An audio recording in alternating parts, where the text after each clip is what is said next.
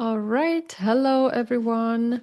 This is Leah from TMAD. You guys are all members here. It's just members only webinar. Today, we are going to talk about risk management and trades and the scanner. I talked about it yesterday, but you guys are here active. So if you have any questions, you can ask, and I will be happy to reply. We can go over some trade ideas as well. If you have any questions on charts and stuff like that, please don't hesitate to ask in the chat. I will share my screen and we can explore. All right, so let's start with how we work in TMAD. So for the new members here, you can understand how the scanner works. Now is the process of us working before we give you some trades, trade ideas, what we do, right? So let me log into my scanner. Also, like, how many of you have access to the scanner? How many of you actually tested it out? Please let me know. I'm curious what you think.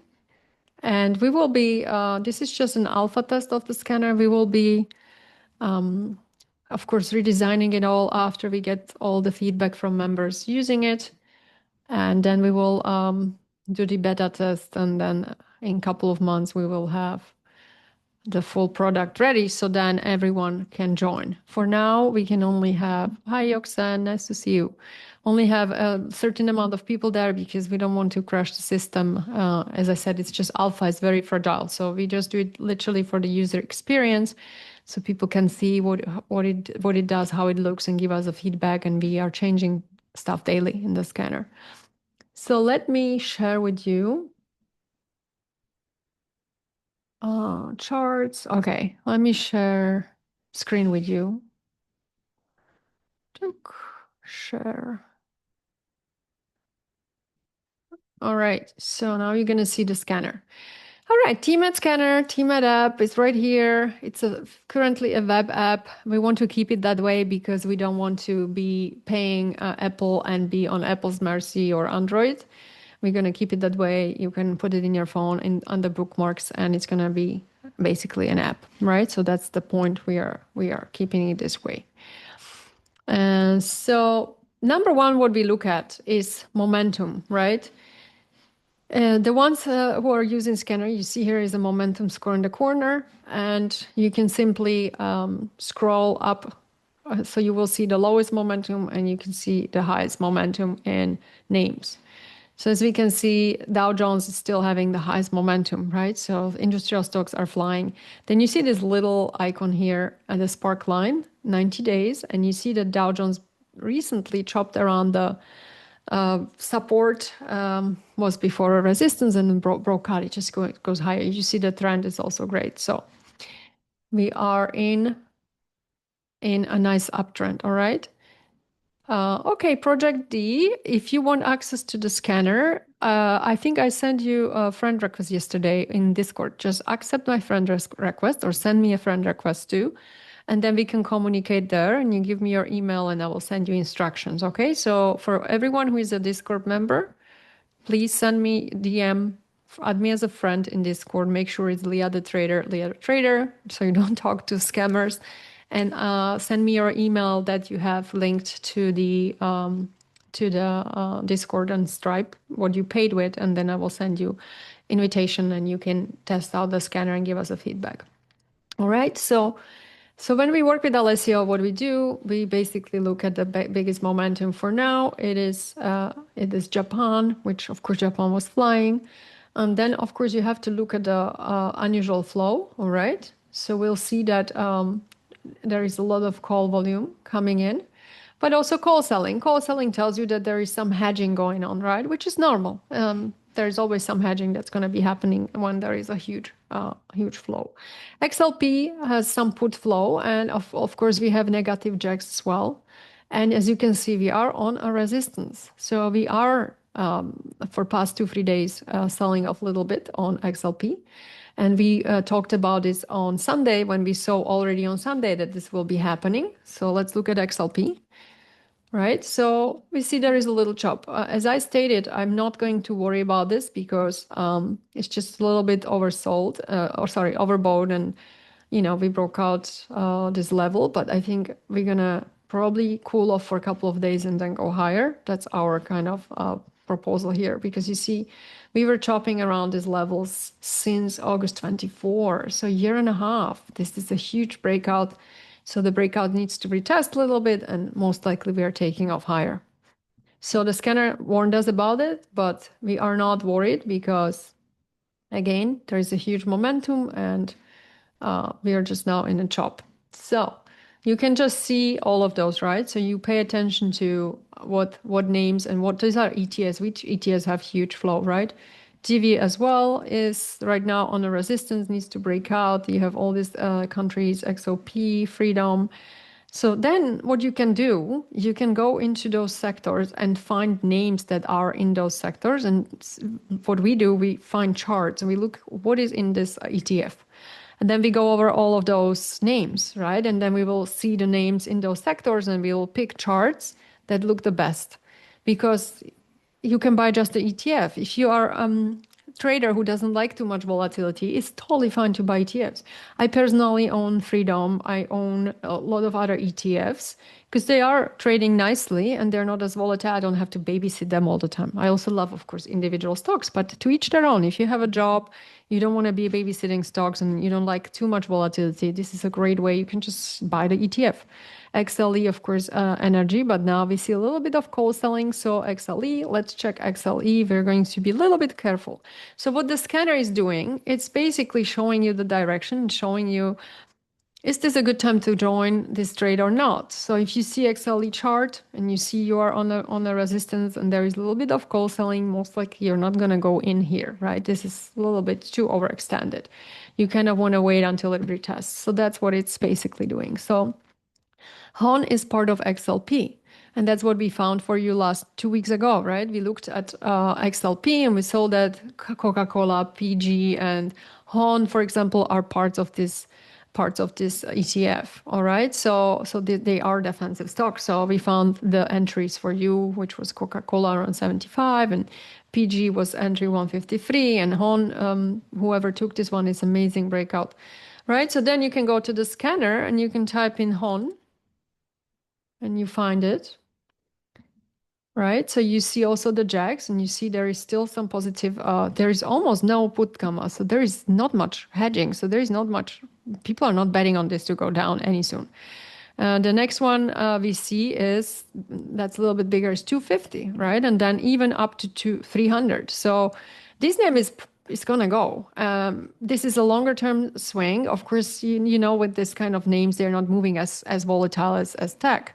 But this is what you can allocate your money to. You can look at PG, the same thing. Let's check what PG is doing. We will find PG, Procter & Gamble company. All right, so there is a little bit of on 150, and that makes total sense. That was the breakout level. And then you have a huge one at 160. So that's kind of also aligning with the resistance technically.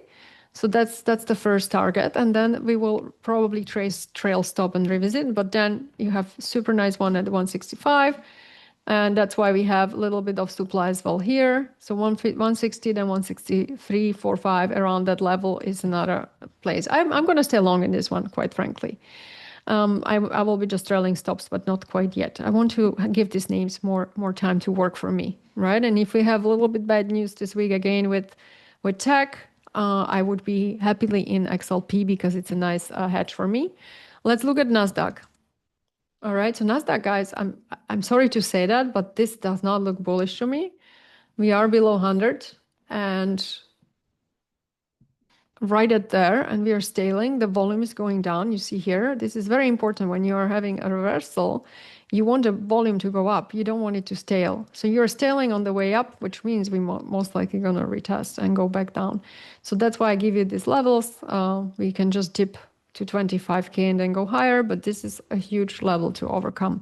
For me, until now, I'm not going to go crazy long, especially not today, right? I opened Roblox short today. Why? Because we are having a hard time on the supply. I might lose. I don't know. I don't care. I have 80 as a stop. If we get about this level, great. If not, it's to me just a downtrend on the Roblox. So you see, even the 100 is below 200, 50 is below both of those. So this is like a perfect downtrend. You can see on the chart. So I'm not that excited about this to bounce and go higher, but we'll see. I'm short for now.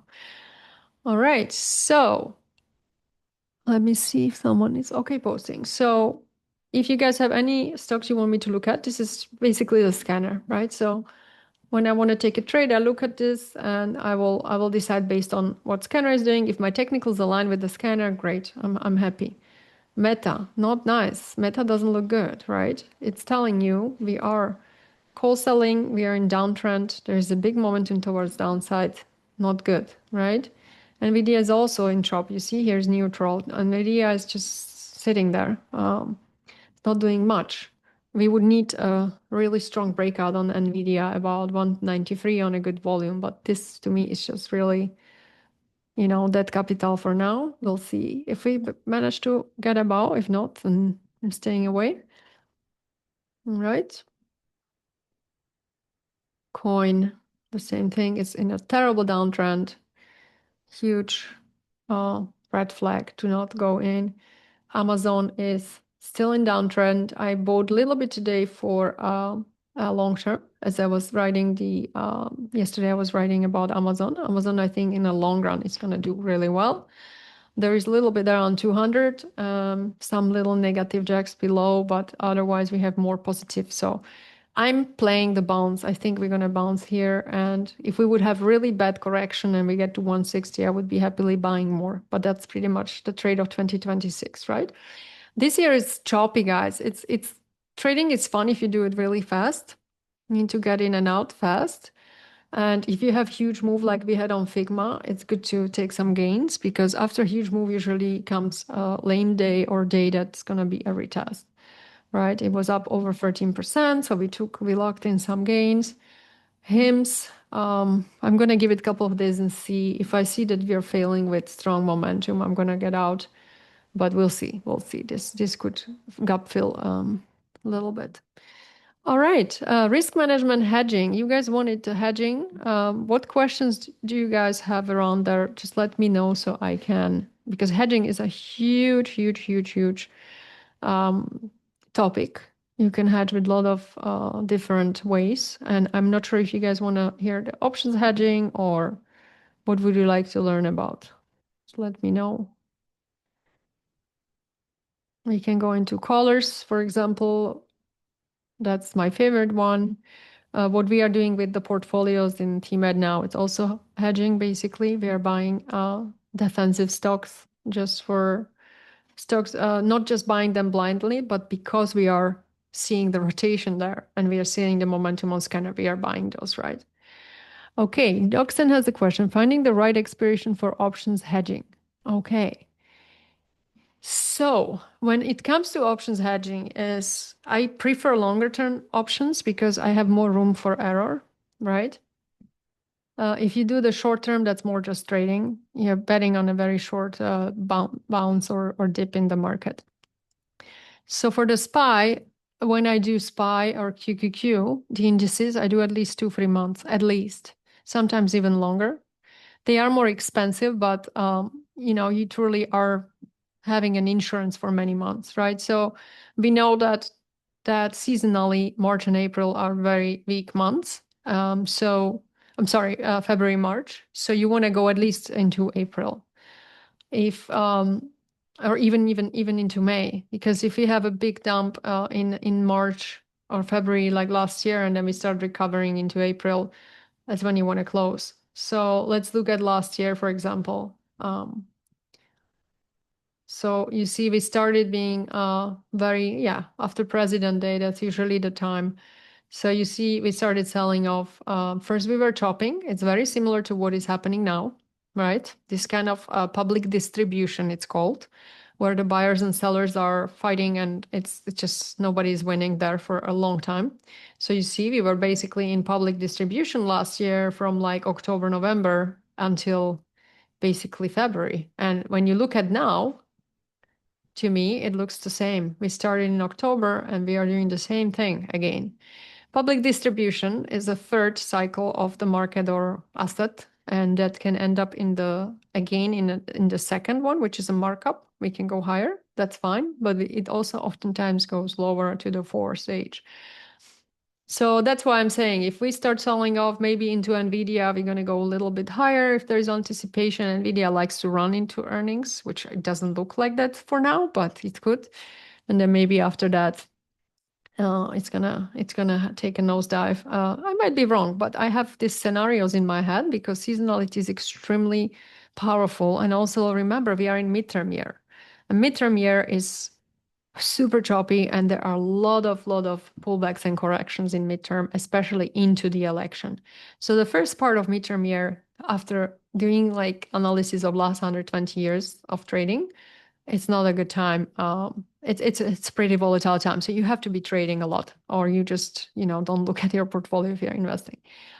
So that's why I picked April regular. Remember with the options, if you're doing the monthly expirations, you have much better bid and ask spread. I mean, on the indices, it doesn't matter. But if you're hedging on individual stocks, the weeklies, not the main regular monthly expiration, is usually wider spreads because there is more volume on the options that are monthlies, right?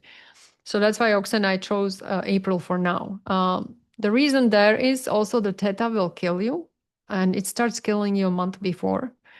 So as I said, if I hedge now, I might get more of those puts. I will probably get like 680 and 660 spread. I would buy like 680 put and sell 660 put just to have them.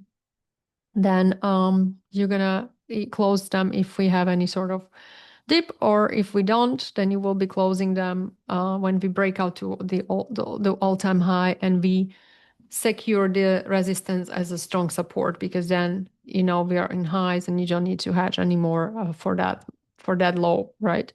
And then another thing, you can close like 2-3 weeks or a month before the expiry, because as I said, the theta will start killing you much faster, right? The time decay.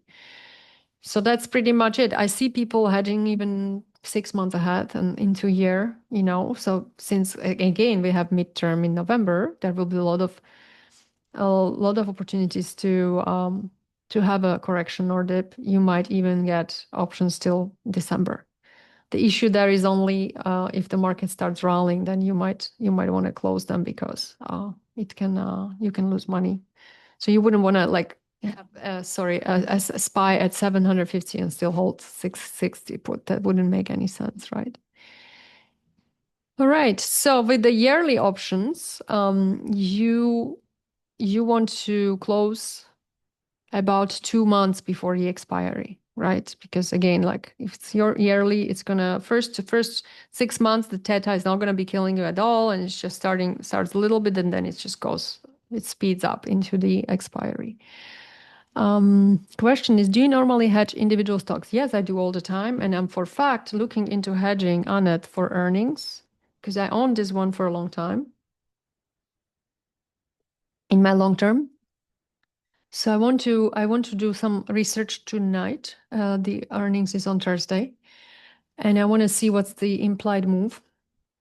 And then I was thinking to sell 170 call and maybe buy like 124 put. You know, something like that. Let me see how much it would cost me. So that's called collar. That's when I like this one the most, because again, like buying puts before earnings, the implied volatility is really high and you're just paying insane money for the puts, which I do not suggest. Of course, when you're right, you make great money, but also sometimes not, because again, you have the volatility crush. That's what people forget. They buy puts for earnings when the volatility is really high. And this is a huge part of options pricing, is implied volatility and, of course, the time, how long you're giving yourself. So if you're right, not only the stock has to go down a lot to make sure that you are making money on the put that you paid a lot for, but sometimes people buy puts and the stock is down and they're still losing on the put, because again, the implied volatility was so extremely high before the earnings that even if the stock went down, they are losing because the put is now worth less. So be careful with that. That's why I prefer to do callers. The downside of collar is, okay, if Anet has exceptionally great earnings and they go, let's say I want to do 170 because here is a resistance 165. Let me give it a little bit more space. And then 200 moving average is here at 123. So I go just tiny bit around there because I don't think we're going to break that one. And if we do, we probably bounce. So I would do this spread. So I'm going to pay, I will tell you just now. And I wouldn't do it for this week. I would do it for next week. Let me see on it. I'm looking at option chain on Thinkorswim right now. So for February 20th, which is a regular option monthly expiration, if I want to sell 170 call, covered call on each 100 of my shares, I get $1, all right, for that. And it's delta, let me see the delta, 0.8, oh, 8. No, 11. So delta 11. So what delta means is that there is an 11% chance that the stock will get about 170, which is a very little chance, right? So when I'm thinking about it, 11 is very low chance. I might even go lower strike and look at delta. Let me see, delta at 165 is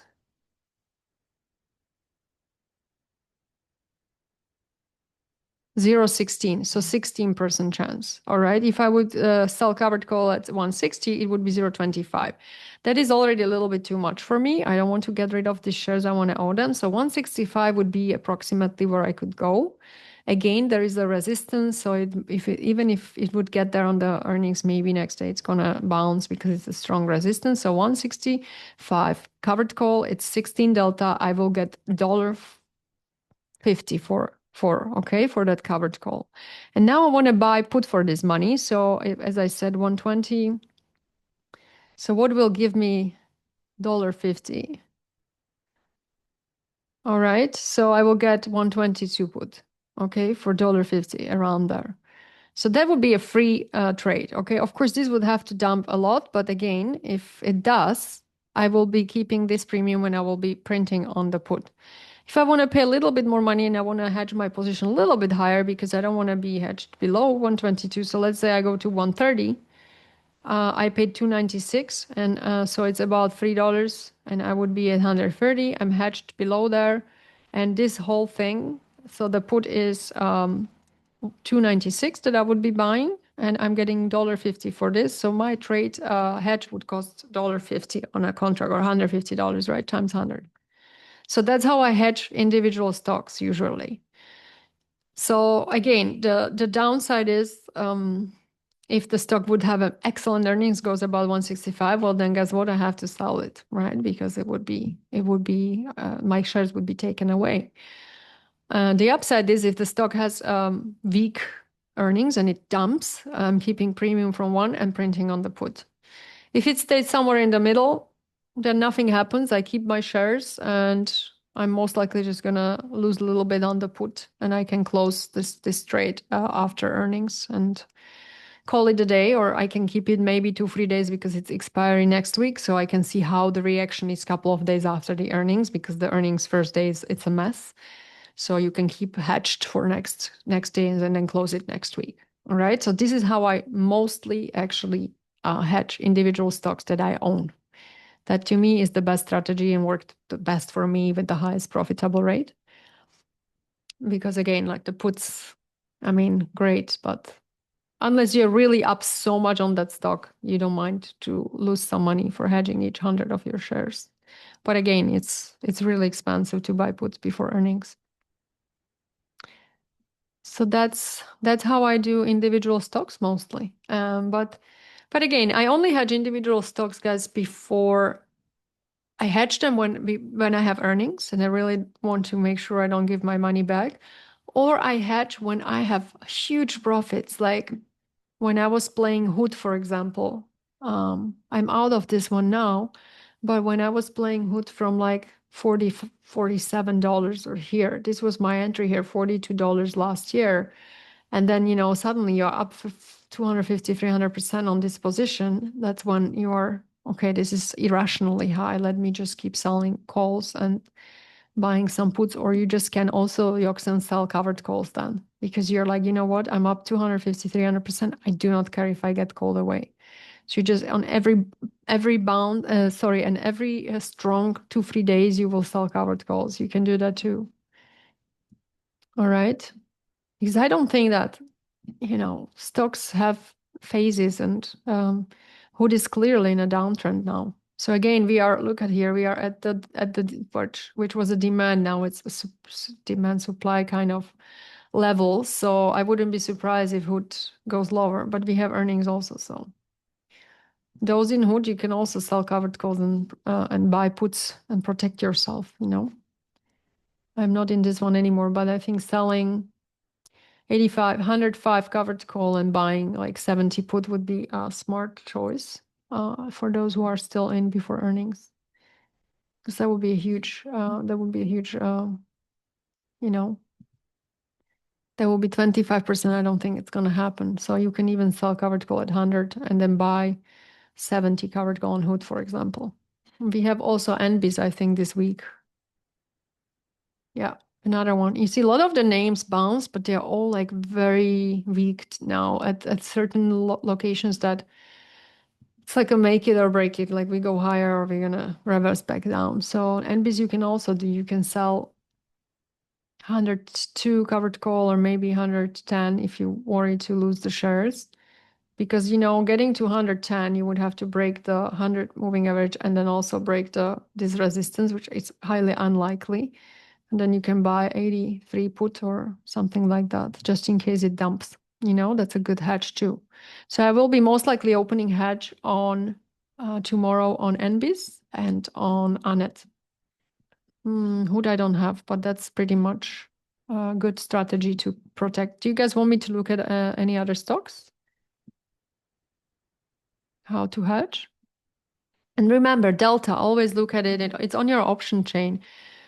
So delta, it means multiple things, but it also means that it's about the probability of where, what's your percentage probability that you are right.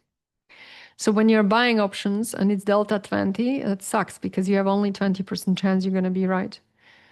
If you're selling options, means that there is only 80% chance that I'm going to keep the premium and 20% chance that I will have to sell my stock, right? Physical silver. Okay. Well, silver, guys, I think this is a clear downtrend and broken trend. This thing is not going to go up violently any soon. You can see it just started a trend down. And physical silver, I don't know. I honestly was looking into selling some of my crap too, but I heard a lot of stories that the pawn shop or the shops weren't buying physical silver for the money that the market was saying. I mean, look, why would you be selling it? I think gold and silver just sell when you need the money. It's not bad to have some of those at home as a part of your net worth and part of your portfolio. I actually like to have some of this stuff at home. You never know. And uranium, let me see. I can check on Substack. We did Thursday uranium. It's the same thing. Like a lot of the commodities just losing steam. A lot of them are not doing so well. And if you see at the setups, it's all the same. Look, the charts look like same. I do not think that after a move like that, when stuff goes parabolic and then has this brutal sell-off, that is going to recover as fast because there are so many people trapped. Uranium, of course, looks a little bit better than silver. Silver was the worst sell-off that we've seen in history, I think. But yeah. Yeah, it's just a chop. I honestly think it's going to do not much. I wouldn't be wasting my time in this one anymore. So there is like you're between demand and supply, and you have really ugly sell-off that was very violent, and now it again looks like it's gonna go. It's with a lot of those names, if you remember, like Oklo, if you remember Iran, which Iran is doing a little bit better, but they're all the same style. Like they just went completely hysterical and then had this crazy sell-off, and look, still they are not recovering. So I think silver, uranium, and gold is gonna be the same story. It's just gonna chop there and digest all the supply of people they are holding it much higher. Because remember, when things get into parabolic moves, there is a lot of people they FOMO into those names without thinking twice about it. And then what happens when it takes a nosedive, a lot of these people are trapped in bags. So there is so much supply about, and these people are just praying there every day, hoping that the stock gets to their price so they can sell it without loss, because humans cannot take a loss. They hate it. And so that's the same thing with uranium and with all these ones. And uranium was still pretty choppy.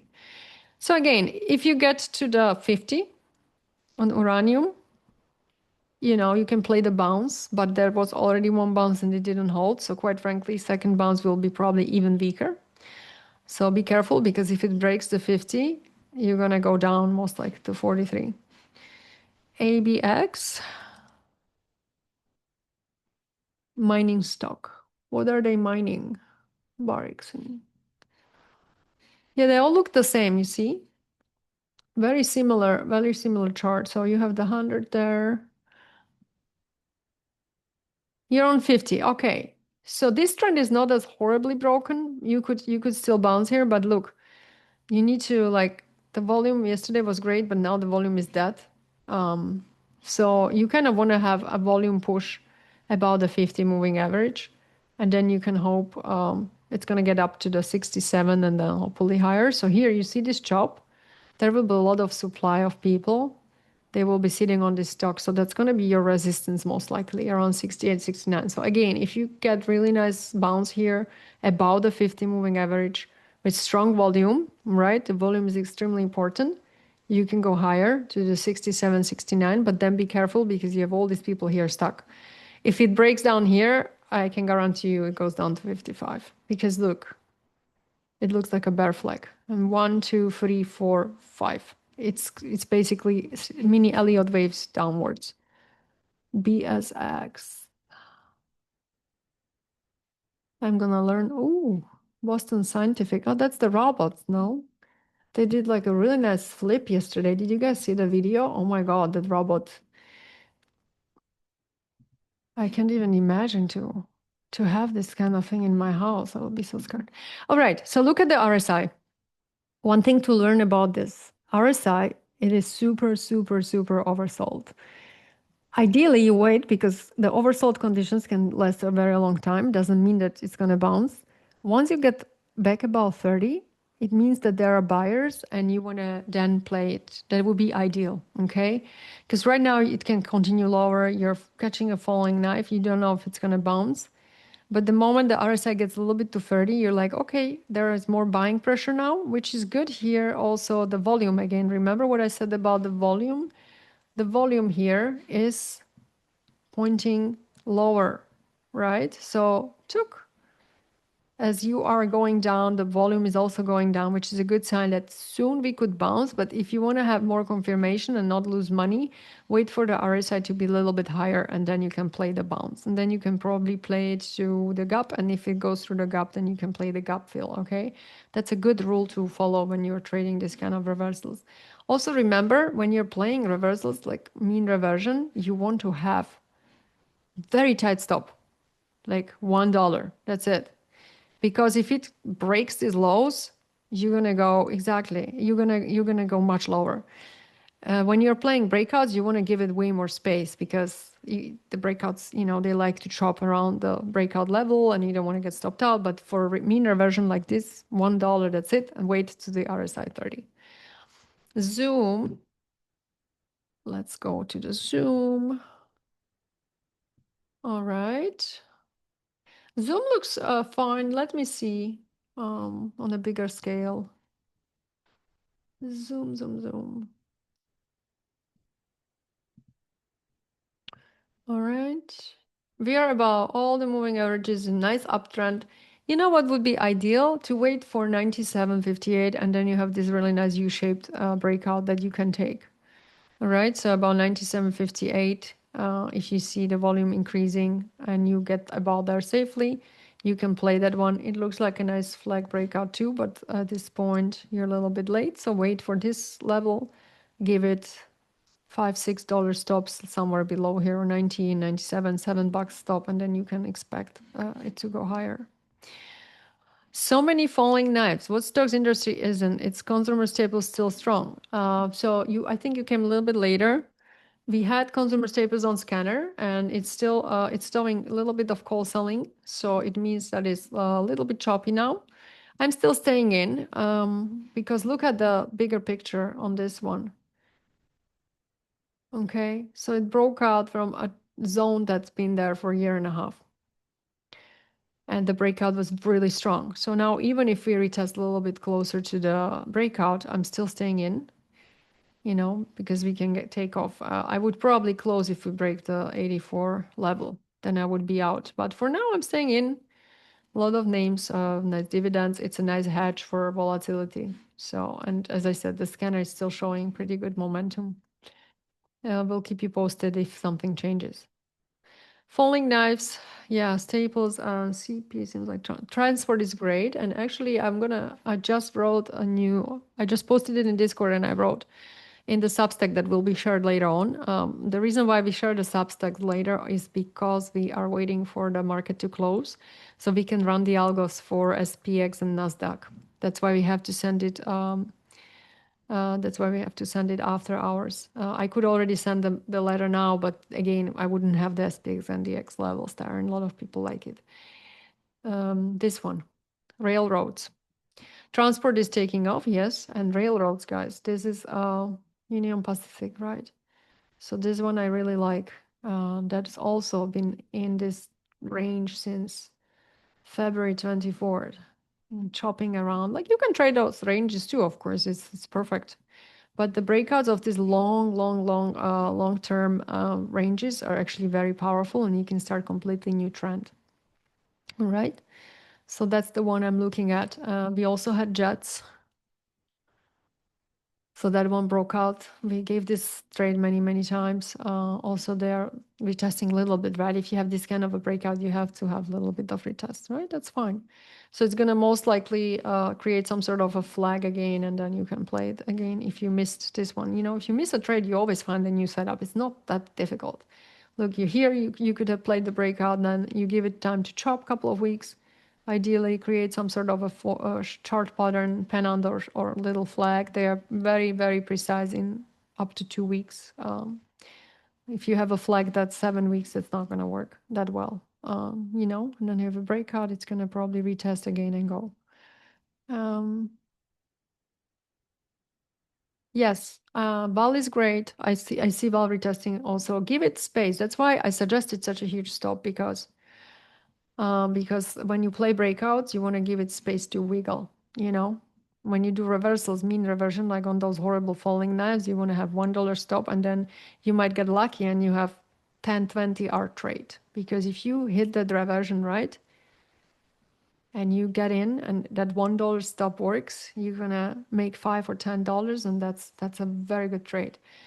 It's not about the win rate, guys. It's about the risk to reward, right? And that's very important concept. The win rate only amateur traders care about. Real professional traders do not care about win rate. That's the biggest misconception that traders have. That I'm always right. No, it doesn't matter. There are guys that are right 80% of time and they lose money. And you know why? Because when they are right, they make $200, and when they are wrong, they lose $5,000. So it doesn't really matter, In the same way, like if you see our trading log, like some trades are 2, 3, 4 hours, and then I might lose some months 40, 50. I might lose 50, 60% of time, but then at the end, when I let the winners run, that's where I make the money. So yeah, Val is great. Don't worry about Val. I think I would start worrying about Val when it gets down below like the 90. That's why I did 89 just in case, because this is like the chop zone. If it would start getting back there, I would be like, no. So let's give it a couple of days time. I will report again if anything changes. And actually, yeah, this would be kind of like probably possible retest here. All right. What do you say? Your trailing stop 5%? I don't do percentage, my dear. You know what I do? I do pivots. So for example, let's look at a chart. I'm going to try to find a chart for you. Pivot. So like right now, this one has no pivot whatsoever, but let's look at Coca-Cola, for example, all right? So Coca-Cola here, all right? So imagine you get into the trade here, all right, at 67. Now it rallies and it retests. And then that where it takes off again higher, it's called a pivot. So if you would be in the trade here, you let it run and then it retests and takes off higher, you will be moving your stop here. And then you go higher again, and then again you have a chop. It retests a little bit. All right, and it takes off again higher and you will then trail your stop there. You can do it this way. So now we are falling. For now, my stop is as it was before because my entries are on 75. So at this point, because we flew so much, I would do stop at where I got in. But once we take off from here and go higher, then I will be moving the stop there. That's how I do it because it's the best to me. The percentage is hard. Look, every stock is different. Some stocks are making 17% on a day. Some stocks move barely 1 or 2% on a day. So therefore, the percentage stuff is kind of really difficult. I wouldn't do that. It's stressful. You can do it manually. Some people trail stops on weekly charts. So what they do, they look at the weekly, and if they are in a longer term position trade, they move their stops always after a week.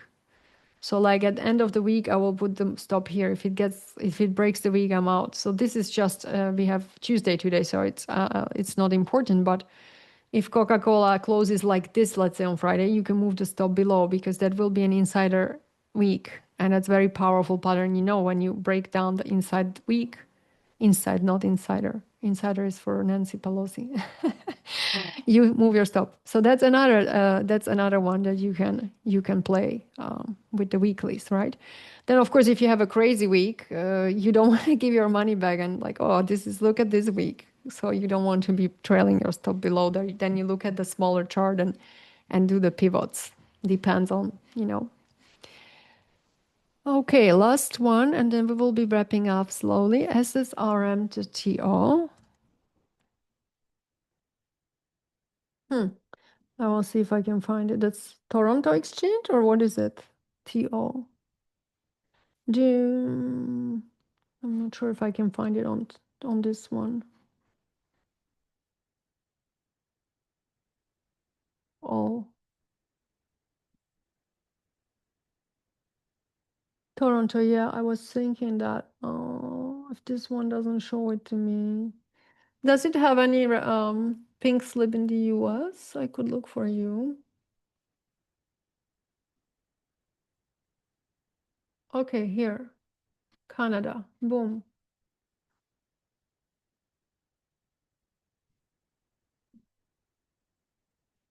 That's weird. I'm sorry, I can't find it here. Yeah, try to do the New York because trading on those exchanges is really hard. It's very strange, right? This is like trading view. It should be there. SSRM. Let me just try it. Here, maybe. TSX? No, that's not it. Oh, yeah, that's it. Boom. Okay, SSRM also. Okay, here. So, yeah, it's same like the all the mining stocks. They look very similar. You're right now in the chop, and you're feeling the gap here. So relative volume here in the corner is also very low. It's 19% below average. That's not good. So it might be going back down and chop again. I'm not saying they're going to dump even more, but they might be just sitting there for a while. So when you look at this now, you would kind of want to play the breakout, I think. Yeah. Yeah, this is not an ideal chart for me. I wouldn't touch unless you're holding it long term and you're up a lot, it's fine. But then if you're up a lot on this one and you are holding it, then have your stop below this, the lower part of the range, because if it breaks down there, you're gonna lower. Okay, and let's do Baba. Okay, Baba, it's still fine. I'm in Baba. It broke out here, this trend line. It went up, now chop. I would have my stuff stop at 155, quite frankly. So, because if we break that, we probably go much lower. And then if you break 144, you're going to go down here most likely. So carefully. But again, if you're in long-term trade, I'm just going to hold this one. I have Baba. I think I entered at 120 and I'm just going to hold. The valuation is there. It's actually really cheap P/E ratio. I wrote about it yesterday in the Substack article. It's much cheaper. I think the Baba was around 10 P/E or something like that. Look it up in the article I talked about. I was comparing Amazon to a lot of those. When do I prefer buying individual stocks versus options? So I mostly buy stocks. So for me, I like to buy options that are very long term, like Adobe, for example. I bought 2027 options on that one. It's also still a falling knife, but I have like a year and a half. And then again, like probably after a year, if it doesn't change, I'm going to be closing, but I'm going to give it time because I think we will bounce at some point on those names. Lulu, I bought for, I think we have Lulu for September, if I'm not mistaken, Home Depot. So I buy, look, Home Depot is great. I'm actually going to add to this one. Look, it just, you see, again, it chopped. We got in at 350. I have 400 strike calls for, I think, September. And then now it's going to go again. So whoever is not in this trade, there's another chance to get in around 392, 393. This is your pivot. So you put your stop somewhere here, 10, give it $10, $11 stop. And then targets are first one 419 for 11, then it would be moving stops and then higher because we see huge momentum on home builders, right? So that's a good one also to trade. I also posted this in Substack that's going to be going out today. So again, answer your question. If the stock is very expensive, and it's directional. I see that there is a change in or I don't want to lock in so much capital into this $400 Home Depot. You know what I mean? It's expensive and it's not as volatile. So if I buy 100 shares of Home Depot, I pay $35,000 and it goes to 450 in a year. I'm only making 10K. So that's stupid. So that's when I would rather buy Leap long-term option instead of just basically for the leverage and for having less capital locked in, right? So that's and also when you do the options, you can play conditional orders. You can set stops, not on the percentage again because there is a lot of math in that, right? Like where is the option price going to be? Then the delta comes in play again and all this stuff. But most people cannot calculate it and it's difficult. So what I do, I say, okay, I was posting it in Discord, like if we get below certain levels. So my pain level was around the 370. I was saying if we break down on big volume there, I'm going to be out because we were up nicely. So you play conditional orders. You say in your broker, I will close this call when the price goes below, and then you type in the price and that it will close the option. But how much you're going to lose, you can, as I said, calculate approximately, but it's too many variables for me. So as I said, if I'm 3-4 months to expiry on yearlies and I'm up nicely, I will close. If I see that the trend is completely broken and the stock just starts falling, I will close it also. It's treated like the long-term options, you treat it like shares pretty much. All right, guys, I have to go now. Okay, one more question. Will the new scanner be accessible for us, website, app, monthly fee? Oh yeah, of course, the scanner will be, but again, guys, we spent a lot of money and a lot of time building it. It's very complex app, and we need probably another 2-3 months to finish the software, so it's not buggy. And then we will launch, yes, and it will be for $99 a month for anyone who wants to join. And in that price will be also access to Substack. And Discord, we will see probably higher tiers will have Discord as well. The highest tier of the app will be based on how many watch lists you can create, will be for the Discord members as well. So that's somehow a way of thinking about it. But yeah, we will be definitely providing it to people, and we will be linking it with Substack. So basically you can look at the app and see us writing about a certain trait. So not only you will see it on the app, but you will have an article linked to the certain name, and you will be able to read, okay, the scanner showing this is the technical, this is the entry, and all of that together, and I feel safer to take the trade. The RVOL indicator, just go to indicators and type in RVOL. This is it. That's the indicator, right? RVOL 20 auto top right. That's a stupid name, but that's the name. And that is relative volume showing me how the volume is changing from the day before. So I like to trade when it's green, and when it's red, I know, okay, this is not an ideal volume. This Roblog improved a little bit. All right, guys, it was very nice having you all here. Thank you for coming. I will be doing this more often, and also Alessio will join us at some point.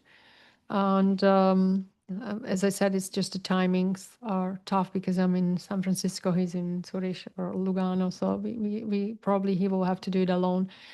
All right, and yeah, thanks for coming. I will upload the recording to YouTube, and it will be in webinar links. So if you have any questions, we are always there for you. All right, everyone. Bye bye. Have a great week.